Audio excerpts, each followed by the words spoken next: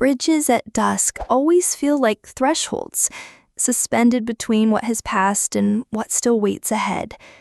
The sun lingers low, reluctant to leave, staining the river with long ribbons of copper and fire. Street lamps blink awake one by one, halos trembling in the violet air, as if testing their strength against the coming night. Beneath me, the water murmurs its endless song, carrying light, shadows, and echoes of footsteps long gone. A breeze rises from the river, cool and insistent, brushing against my face with the faint scent of stone, iron, and damp earth. That evening, I walked without hurry. My bag hung loosely at my shoulder, my shoes striking the pavement in slow, steady beats. Behind me, the city buzzed, its chaos softened by distance, car horns, fragments of laughter spilling from open cafes, music leaking from windows. But here, on the bridge, it was different. Time stretched. Noise dissolved. I paused to rest my hand on the railing, its iron cold and rough under my fingertips, and I thought how bridges are not just paths to cross. They are pauses, in-between spaces, places where the air seems to hold its breath. And that's when I saw him. At first, he was only a shape against the horizon, a silhouette etched against the molten glow of the setting sun. He leaned casually against the railing, one ankle crossed over the other, head bowed as if in conversation with the river.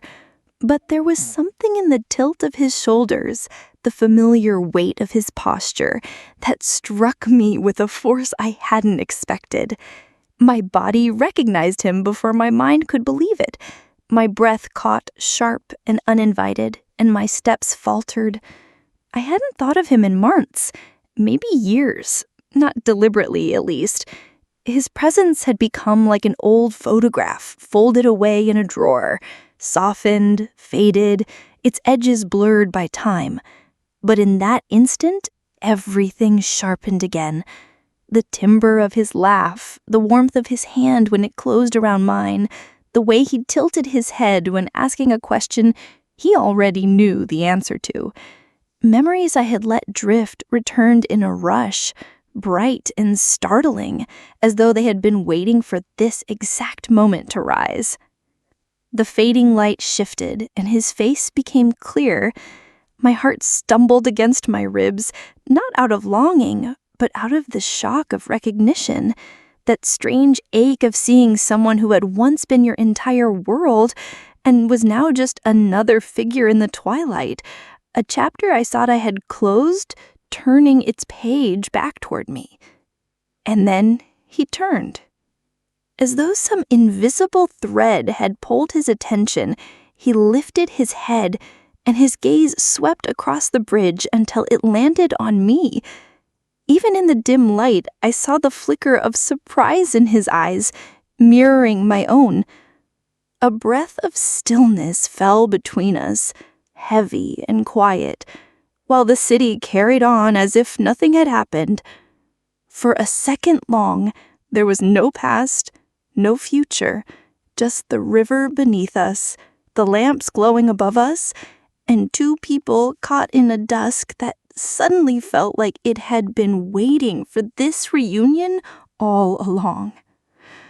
For a heartbeat, neither of us moved. The space between us stretched, filled with all the things we could have said and all the things we had left unsaid when we walked away from each other years ago. I wondered if he would look away, pretend not to recognize me, let the dusk carry us past each other as strangers. Part of me almost wanted that, the safety of distance, of memories untouched. But instead, he smiled, small at first, uncertain, like testing the waters of a river you're not sure is warm enough to enter. "Selene," he said, my name slipping out as though he hadn't practiced it, but hadn't forgotten either. The sound startled me. I hadn't expected to hear my name spoken in that familiar cadence again. the way his voice always dropped slightly at the end, softening it. I let out a breath I didn't know I'd been holding, and I smiled back, faintly, carefully. "I didn't think I'd see you here," I said, my words carrying more steadiness than I felt. "Neither did I." He pushed off the railing, straightening slowly, tucking his hands into his jacket pockets. "But it sounds like bridges have always been good at surprises." It was such a simple line, and yet it made me laugh. The sound felt strange, too loud against the hush of Twilight, but it loosened the knot in my chest. He grinned, more easily now, as though relieved to have broken the spell. We began to walk without planning it, our steps falling into rhythm as we moved toward the middle of the bridge. The wind tugged gently at my hair, carrying the cool breath of the river. His shoulder was close, but not too close, a careful distance that spoke of both respect and history. "So," he said after a pause, "how have you been?" The most ordinary of questions, yet behind it was the weight of years. I could have answered in 100 ways, with the truth, with a joke, with the kind of polished summary people give at reunions. Instead, I shrugged lightly, eyes on the water. Different, but good. "Good," he echoed, nodding. That's good." He laughed at himself, shaking his head. "Listen to me, still terrible at small talk." I glanced sideways and smiled. "You always hated it. You said it was like watering plastic flowers." His eyes widened in mock astonishment. "You remember that?" "Of course I do." The memory hung between us, vivid, and for a moment we were younger again, standing in a different Twilight, arguing about words and meaning, about how honesty mattered more than comfort. The past brushed against the present, not painfully, but gently, like a reminder that it had existed. We walked a few more steps in silence, the city lights flickering awake behind us. Beneath us, the river rolled on, carrying its quiet song. My heart steadied, no longer racing, just beating in that slow, curious rhythm that comes when you realize a chapter of your life is not as closed as you thought. Not reopened, but revisited, like finding a pressed flower between the pages of an old book. When I looked at him again, I didn't see the man who had left or the man I had once loved. I saw someone familiar, but different, shaped by years, just as I had been. And strangely, that realization felt comforting, not sharp. We reached the middle of the bridge, where the lamps burned brighter, their glow reflecting on the metal railings and scattering across the water below. The city stretched on either side of us, windows lighting up like constellations, but here it felt strangely private, as though Dusk had built a small world just for the two of us to walk through. Our footsteps echoed in tandem, sometimes falling perfectly together, sometimes drifting apart, but never losing rhythm. He glanced at me, then back at the water, his mouth curving into the kind of half-smile I remembered, the one he used when a thought amused him before he dared to speak it. "You still walk too fast," he said lightly. I laughed, the sound surprising me with its ease. "You still complain too much." "Some things never change," he replied, and there was no edge in his voice, no bitterness, only a gentle teasing that made the years between us feel smaller. The breeze grew stronger, tugging at my hair, and I brushed it back, suddenly self-conscious under his gaze. But instead of the sharp ache I had expected, there was only a warmth, like slipping into an old sweater you'd forgotten you owned, worn, familiar, but no longer yours to keep. We let the conversation wander, the way footsteps do when you have no destination. He asked about my work, and I told him, in simple words, about the projects that kept me up too late, about the designs that excited me, even when they exhausted me. He listened, nodding, his hands still buried in his pockets, his eyes thoughtful. Then he told me about his travels, about moving to a new city, about the clumsy adventure of starting over. I realized how much of his life I didn't know, how many seasons had passed without me in them. And it didn't hurt. It felt right, like finding out the plot of a story you once stopped reading, but always knew continued without you. At one point, he mentioned an inside joke we used to share, some silly phrase that had once reduced us both to helpless laughter. For a moment, we stood there in the middle of the bridge, grinning like children at a memory only we could claim. The sound of our laughter rose into the night air, mingling with the rush of the river, and I thought, this is what healing feels like. Not forgetting, not erasing, but being able to smile without flinching.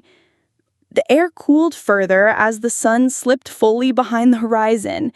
Lamps flickered brighter, stars blinked faintly into view above the darkening city. We kept walking, neither of us rushing. I noticed the way our shoulders nearly brushed, but didn't. The way our pauses in conversation no longer felt heavy, but easy, filled with the comfort of knowing there was nothing left to prove. I realized then that love doesn't always leave as absence. Sometimes it leaves as friendship, as gratitude, as a quiet recognition that what you shared mattered, even if it no longer defines you. And as we moved across the bridge, step by step, I felt a calmness settle into me, deep and steady, like the current of the river below. We slowed as we reached the far side of the bridge, almost as if our bodies instinctively knew this was where the moment would pivot, from walking side by side to drifting apart again. The lamps above us burned brighter now against the indigo sky, their glass humming faintly, drawing small halos on the pavement beneath. Each pool of light felt like an island in the night, and we were caught between them, halfway between what we had shared and where we were heading next. The river below carried everything forward in its endless rhythm. Waves shifted in patterns that seemed random and yet deliberate, their silver surfaces breaking into fragments that caught the glow of the city before dissolving into darkness again. I rested my hands on the railing, cool metal grounding me, and glanced sideways at him. He was already leaning there, shoulders slightly rounded, his breath visible in the cooling air. For a while we didn't speak. It wasn't an uncomfortable silence. Rather, it was the kind of quiet that comes when two people know words will find their way eventually, and until then, it is enough to listen to the sound of the water and the occasional rumble of cars passing behind. Finally, he exhaled deeply, a sigh that seemed to empty something from his chest. "It's strange," he said, his eyes following the dark current. "Seeing you here after so long. Part of me feels like nothing has changed." The words sank into me. I traced the railing with my fingertips, paint chipped and rough, and answered softly, "And part of you knows everything has." He looked at me then, and a half-smile tugged at his lips. Not the playful grin I remembered when we were younger, but something quieter, more knowing. "Exactly," he said, his voice carrying a note of relief, as though hearing me admit it too released us both. I thought about how we had once filled the silence between us with noise, with plans, arguments, declarations, doubts. We had tried to hold too much, to demand certainty from each other when we didn't yet know how to give it to ourselves. And now, years later, standing on this bridge, we didn't need certainty anymore. We only needed honesty. I said after a pause, "You look happy." My voice surprised me with how genuine it sounded. He raised his brows, amused, but nodded. "I am. Not always, not in every moment, but in the way that counts." He shifted slightly, pulling his hands from his pockets, resting them on the rail. "And you?" I turned to the water, smiling faintly at my reflection in the rippling dark. "The same. Not perfect, not every day, but enough. When I looked back at him, he was already smiling at me. Softer than I expected, the kind of expression you give when you recognize someone else's truth as your own. It startled me with its warmth. He admitted, his gaze drifting upward toward the lamps. I used to wonder if we'd ever get this moment, to see each other again and not feel unfinished. And now? I asked gently. Now? He shook his head, a quiet laugh escaping him. Now I think we're exactly where we're meant to be, different banks of the same river, close enough to wave, far enough to live. His words struck me with their simplicity, their grace. I let them settle inside me like stones sinking to the bottom of the current, solid, steady. It occurred to me that letting go doesn't always mean erasing. Sometimes it means carrying the memory without the burden, honoring what was without needing it to be again. The air grew colder as the night thickened. A gust of wind tugged my hair loose, and I tucked it behind my ear, smiling faintly. I'm glad it was here, that it happened on this bridge, at this time. Me too, he answered, his tone sure, almost peaceful. We stayed like that for a while longer, watching the water pass beneath us. The city hummed faintly behind, life carrying on as always. But up here, it felt like the world had slowed just for us, long enough to share what needed sharing, to acknowledge what had been, and to accept what no longer was. I realized then that this was goodbye, but not the kind that tore something away. It was the gentle kind, the kind that closes a book with care after reading the last page, knowing it has already given you what it needed to. We left the railing at the same time, as though some unspoken signal had nudged us forward. Our footsteps fell back into rhythm, not hurried, not dragging, just steady. The lamps guided our way toward the far end of the bridge, casting shadows that stretched and overlapped, sometimes blending, sometimes drifting apart, much like us. For a while, we didn't talk, and yet the silence wasn't heavy. It was the kind of quiet that comes after clarity, when there is nothing left to prove. The river below whispered its steady lullaby. The city ahead beckoned with its scatter of lights, and the night above opened wide, a canvas streaked with faint stars. Then, unexpectedly, he chuckled. "Do you remember," he said, "that night we tried to cook dinner together? The one where we nearly set off the smoke alarm?" I laughed out loud, the memory rising instantly. The pan too hot, the sauce splattering everywhere, both of us waving dish towels at the ceiling as if that could stop the alarm. "How could I forget? You insisted you knew what you were doing." "I did," he said, feigning offense. "I just didn't know how to do it correctly." We laughed together, the sound spilling easily into the night air. It wasn't the laughter of lovers anymore, but of old companions, remembering something silly, something harmless. That laughter carried no sting, no ache, only warmth. As we neared the end of the bridge, the distance between us began to widen, not deliberately, just the natural rhythm of steps when paths are about to diverge. I felt it in my chest, not as pain, but as awareness. This was the moment. He glanced at me, his eyes lit faintly by the glow of a street lamp. "I'm glad we had this," he said quietly, "running into you here. It closed something for me, in the best way." I nodded, swallowing the lump in my throat. "Me too. It feels right. Like the bridge knew what it was doing." He smiled at that, a small, genuine smile that crinkled the corners of his eyes. We slowed near the end of the bridge, where the bridge met the streets again, where our ways would split.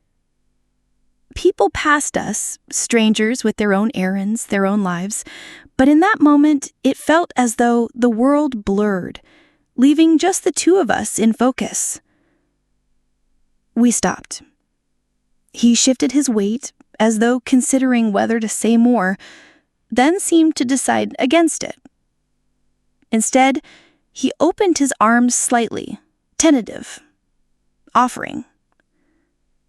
I stepped forward and hugged him, brief but real. His jacket smelled faintly of smoke and soap, familiar and distant at all once. For a heartbeat, it was like time folded, and then just as quickly, it unfolded again. When we let go, there was no clinging, no hesitation, just the quiet certainty of two people who knew their story had already been told, and this was its gentle epilogue. "Take care of yourself," he said, his voice low but steady. "You too. I meant it." And then, without ceremony, we turned. He walked one way, I walked the other. Our footsteps echoed in opposite directions, fading into the noise of the city. I didn't look back, and I knew that he didn't either. Not because we didn't care, but because we didn't need to. As I reached the end of the bridge, I glanced once at the river below. It flowed on, carrying our shadows with it, carrying our words, carrying the last echoes of our laughter. And I smiled, because I understood. Not every connection is meant to last forever. Some are meant to teach you, to shape you, and then to let you go with grace. That night, the bridge had carried us across once more, not into each other's lives again, but into gratitude. And that was more than enough. Later that night, when I was finally home, I sat by the window with a cup of tea warming my hands. The city outside still buzzed with its usual rhythm, cars flowing like restless veins of light, voices drifting up from the street below, neon signs flashing against the dark. But none of it pressed against me the way it usually did. Inside, I felt an unusual calm, as though the bridge had given me something I didn't realize I needed, and I had carried it back here with me. I thought of him, of the way the lamplight had caught in his hair, of how easily his smile had come when we remembered something silly from long ago. It didn't sting. It didn't twist into regret as I once would have feared. Instead, the memory sat within me like warmth, like sunlight you can still feel on your skin long after it has set. There was a time when I couldn't have imagined seeing him without the ache of questions, the restless wondering of what might have been if we had fought harder, held longer, or chosen differently. But tonight showed me something else, that not all stories are meant to be rewritten. Some are meant to live exactly as they were, perfect in their imperfection, complete in their ending, and beautiful in their afterglow. I leaned back, sipping slowly, and let gratitude rise in me. Gratitude for who we had been together, for the laughter we had shared again after so many silent years, and for the fact that we could now look at each other without the sharp edges of old wounds. Gratitude, too, for endings that feel like beginnings of a different kind, not of a new love, but of peace. The tea grew cold in my hands, but I hardly noticed. I found myself smiling at the thought of us walking side by side on the bridge, not as lovers bound by promises, not as strangers weighed down by awkwardness, but as two people who had once shared a chapter and were now free to honor it without trying to continue it.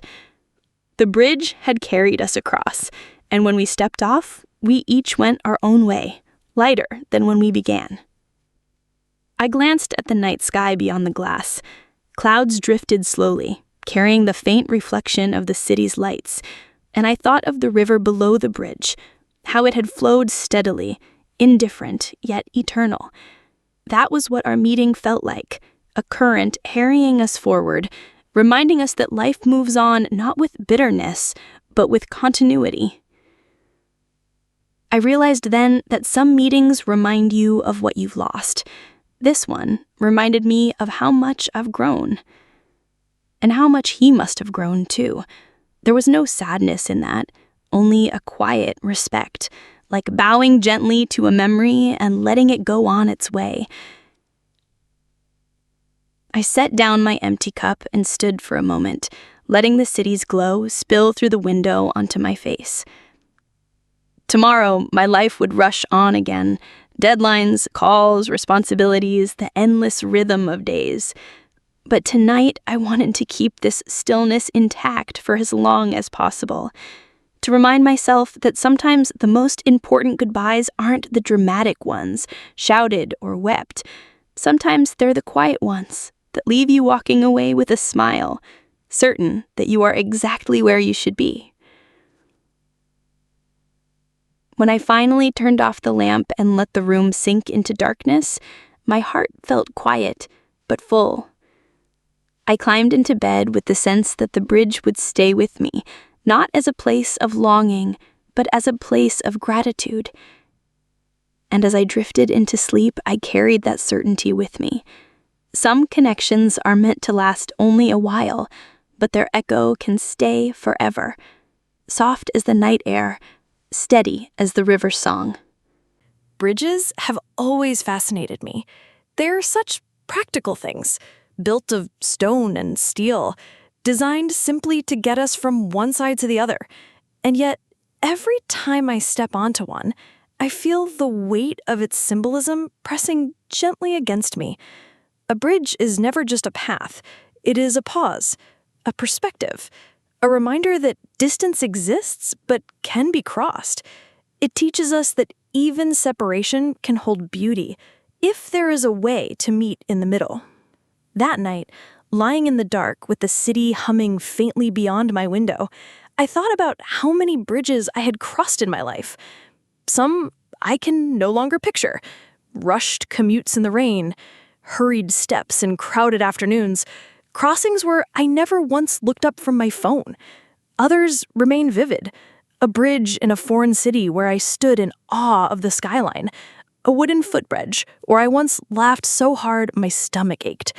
A quiet crossing in winter where my breath froze in the air like smoke. Each bridge held a memory, even the ones I didn't realize I was storing.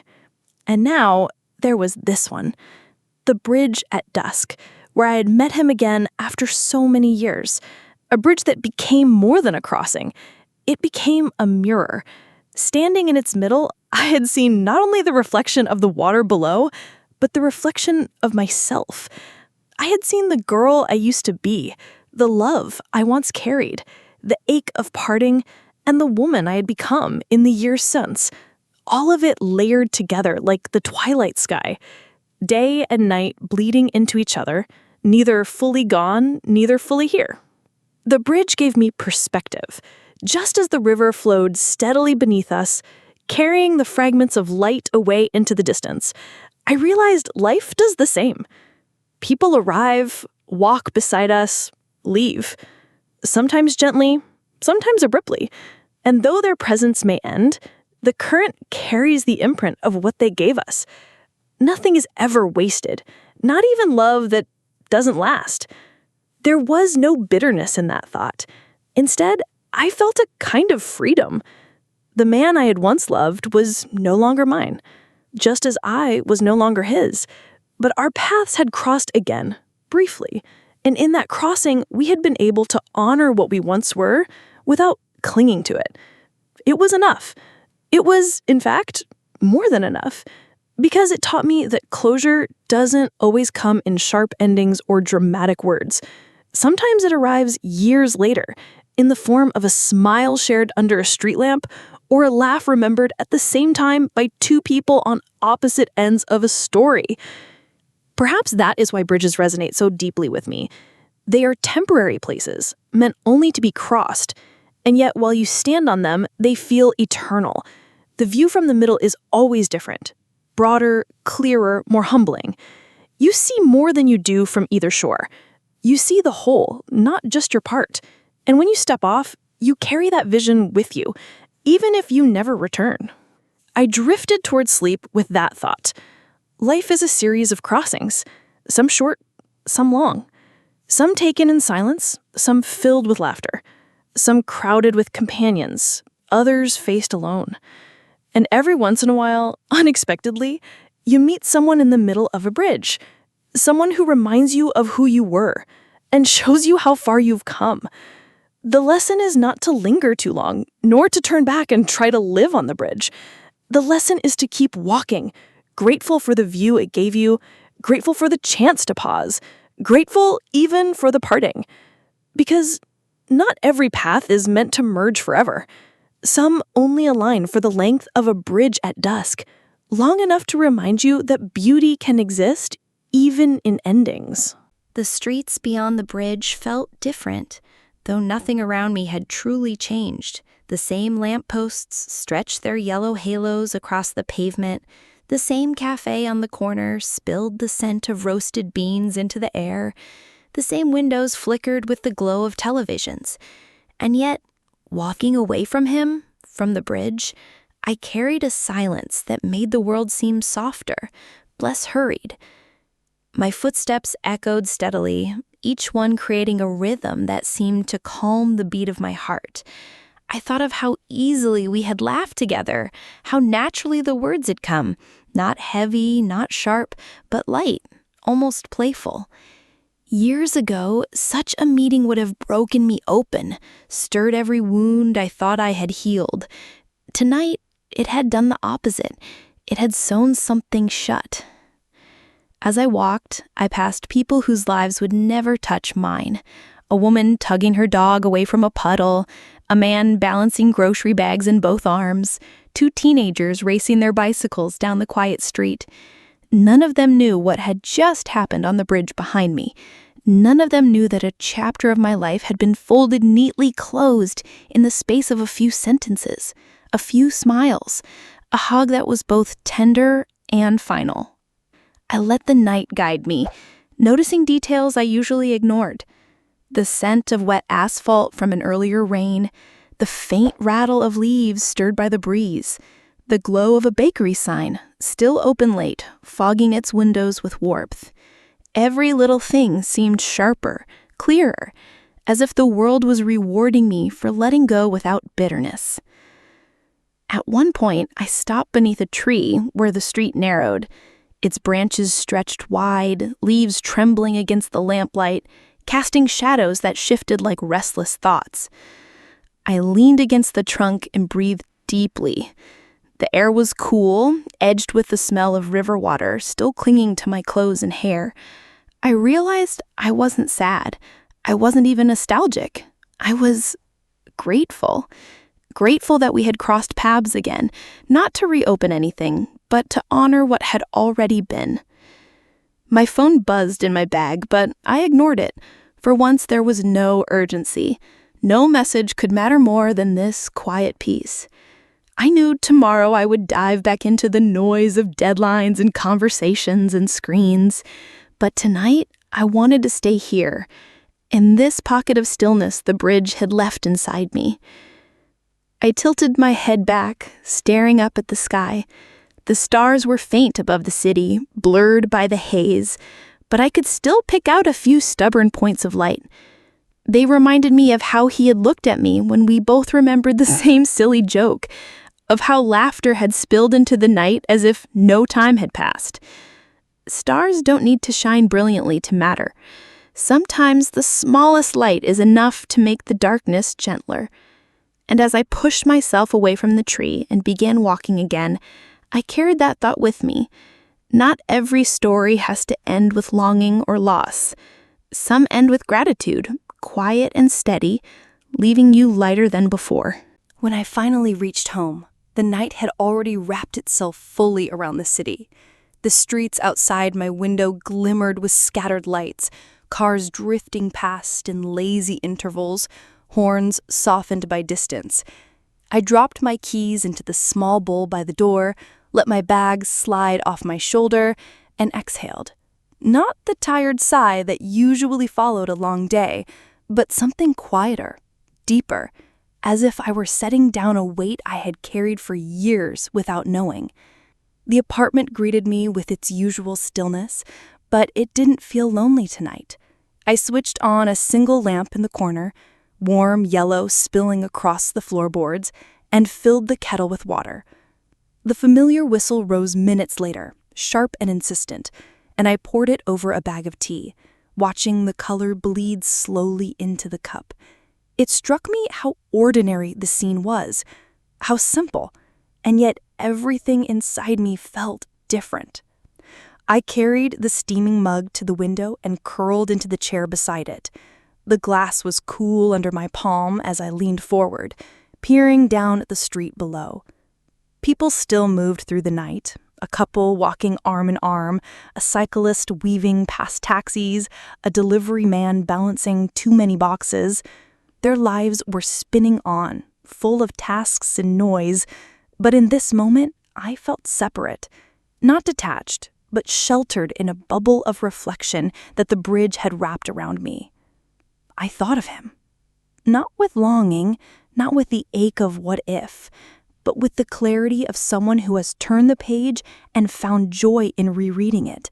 His smile under the lamplight, the way his laugh had come easily when we remembered something foolish from long ago, the way his words had carried no sharpness, only truth. Years ago, I might have imagined this meeting would tear me open. Instead, it had stitched me closed. The tea warmed my hands, steam fogging the glass faintly before dissolving. I let my thoughts wander backward through time, the days when we had been inseparable, when every moment was heavy with meaning, when silence between us had felt like absence instead of comfort. We had been so young, so desperate to hold on to something we didn't yet understand, and when it fell apart, I thought I had lost something irreplaceable. Tonight, I realized I hadn't lost anything. I had simply carried forward what mattered, the lessons, the tenderness, the ability to laugh even when the story was long finished. I smiled to myself at the thought. Maybe we had needed to part, to stumble into separate lives, to learn separately what we couldn't learn together. Maybe that was the only way we could ever stand on that bridge years later and speak without bitterness. Growth doesn't happen in the echo of the same conversation. It happens in the silence afterward, in the long spaces apart. I leaned back in my chair, sipping slowly, listening to the hum of the radiator, the occasional creak of the building settling. The apartment, my refuge, seemed to mirror my own state. Quiet, steady, no longer haunted by restless questions. I realized how rare it was to feel such peace after seeing someone from the past. More often, it was messy, tangled, unresolved. But tonight had been different. It had been simple, and in that simplicity lay its beauty. My eyes drifted to the sky beyond the buildings. Clouds moved lazily, veiling and unveiling the faint stars above the city's haze. They reminded me of the river's current, steady, indifferent, carrying everything onward. That was what our meeting had been. Two travelers, pausing in the same place, recognizing each other, and then continuing on. No need to stay, no need to turn back, only the quiet acknowledgement of what had been. As the last of my tea cooled, I set the mug aside and pressed my forehead briefly against the window pane. My reflection looked back at me, older, steadier, softened by time. For the first time in years, I didn't see the girl who had cried when we said goodbye. I saw the woman who could smile at the memory without wanting to change it. It occurred to me then that peace isn't the absence of memory, it's the presence of gratitude. And tonight, I had plenty of both. I turned off the lamp and let the apartment fall into shadow, carrying that thought with me as I made my way to bed. The city outside continued its restless song, but inside, I felt only stillness. And as I laid down, pulling the blanket over my shoulders, I knew that this night, this bridge, this unexpected meeting would live on inside me not as a wound, but as a gentle reminder that sometimes closure doesn't break you. Sometimes it heals you. The apartment was quiet, but not the hollow kind of quiet that makes walls press in on you. Tonight, it was a gentle stillness, the kind that wraps around you like a soft blanket. I switched on the small lamp near my desk, and its amber glow spread slowly across the room, painting everything in warm tones. The cup from earlier still rested by the window, a faint ring left behind on the table where steam had once risen. I thought about rinsing it, but instead I'd left it there, a small monument to the evening, to what had been released, to what had been carried forward. I sat down on the edge of my bed and let my gaze wander across the familiar shapes of the room. Books stacked in uneven towers, a half-finished sketch lying across my desk, a scarf draped over the back of the chair, waiting for me to remember it in the morning. These things were ordinary, but tonight they glowed with a different clarity. It was as if the meeting on the bridge had adjusted my vision, allowing me to see not just what was in front of me, but what it meant. I leaned back and closed my eyes, letting the images of our past rise. They came like film reels, not linear, not complete, but in flashes. A rainy afternoon, when we had shared one umbrella and laughed until our shoes were soaked. A night when we had fought bitterly, voices raised, and yet in the silence afterward, he had brushed my hair back gently, as if love could still steady anger. A morning when we had sat at the kitchen table, coffee growing cold as we talked about dreams too big for the room we lived in. And then, of course, the end. The door closing, the long silence. For years, I had replayed those scenes as if they were wounds, each one a reminder of something lost. But tonight, for the first time, they felt different. They were not weights. They were fragments of a life once lived, proof that I had loved deeply and been loved in return, even if only for a time. The sharpness had dulled. What remained was tenderness. I got up and walked back to the window. The city had quieted, though not completely. Taxis still prowled, distant laughter spilled from a bar, a siren wailed far off and then faded. I pressed my forehead to the glass and looked at my reflection. The woman staring back at me was older than the girl who had once stood on bridges with him years ago. Older, but also steadier. There was a softness in her eyes that I hadn't noticed before, a resilience that came not from clinging, but from learning to release. I whispered his name once, just to hear how it sounded in my mouth after so long. It didn't hurt. It didn't summon longing. It simply felt like saying the name of someone who mattered, and always would in some corner of me, but not in a way that weighed me down anymore. I let the sound dissolve into the night, like a prayer, or maybe like a final note in a song that had already reached its ending. The radiator hissed softly, filling the silence with its small, steady breath. I pulled the scarf from the chair and wrapped it around my shoulders, sinking into its warmth. I thought of the hug we had shared before parting, brief and uncomplicated. There had been no desperation in it, no hidden plea, just two people acknowledging what had been and allowing each other to go on without sorrow. It had felt strangely like a benediction. As I stood there, I realized something simple but profound. The past doesn't vanish when we make peace with it. It stays, but it changes color. What was once sharp becomes muted. What was once heavy becomes light enough to carry without effort. That was the gift of tonight.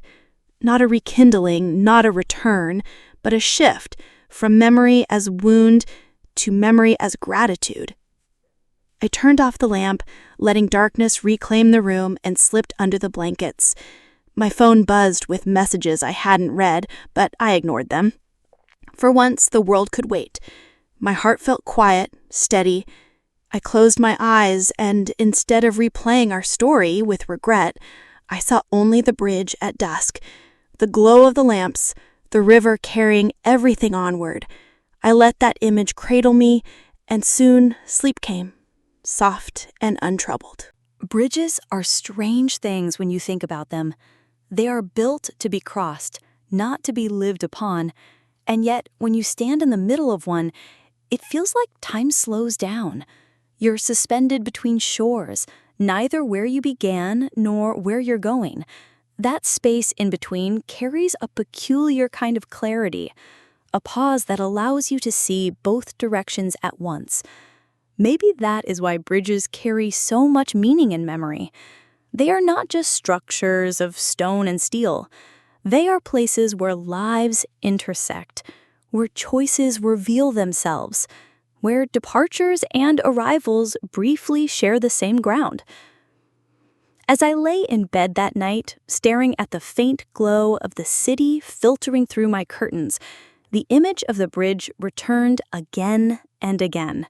The lamps glowing like sentinels, the water below scattering reflections of light, the sound of footsteps echoing in both directions. I had walked onto it, carrying the shadow of a story I thought I had long put away, and I had walked off lighter, as if the river had taken some of that weight from me. I thought of how many such bridges I had already crossed in my life, not just the literal ones made of iron or wood, but the invisible ones, conversations that marked a turning point, moments of decision that split my path into before and after. Some of them I had crossed without noticing, too caught up in the rush to pause. Others had stopped me, demanded reflection, reshaped me. Tonight had been one of those, and it had been quiet, almost understated. No dramatic reunion, no bitter argument, no flood of tears. Just two people who had once meant the world to each other, meeting again in the middle of life's current, and recognizing, without pain, that their paths no longer ran together. The more I thought about it, the more I realized that closure rarely comes with grand gestures. It often arrives like this: a simple smile, a shared laugh, an acknowledgement that what was once love has softened into memory, and that memory has become gratitude. That gratitude is its own kind of permanence. It doesn't bind or weigh you down. It frees you to keep moving. I imagined the bridge as it must have looked after we left it, empty now, except for the steady glow of its lamps and the endless whisper of the river beneath. Tomorrow, new footsteps would cross it. Strangers, lovers, families, someone pausing to take a photograph, another hurrying home. None of them would know the story it now carried for me. But that is the beauty of such places. They belong to everyone, and yet hold private histories within them. Each crossing leaves behind a trace, invisible but indelible.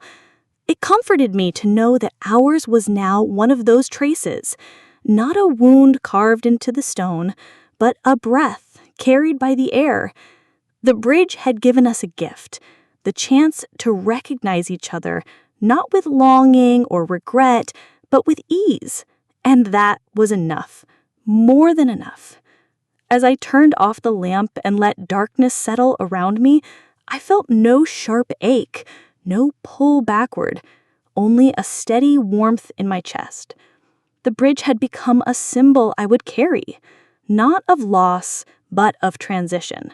It reminded me that life is not made of arrivals and departures alone, but of the crossings in between, those rare places where you are given the chance to stop, to look, to understand. And so, as sleep finally claimed me, I knew this. Whenever I cross that bridge again, I will remember the dusk, the river, the gentle meeting that gave me peace. And I will keep walking, forward, always forward, carrying the view with me.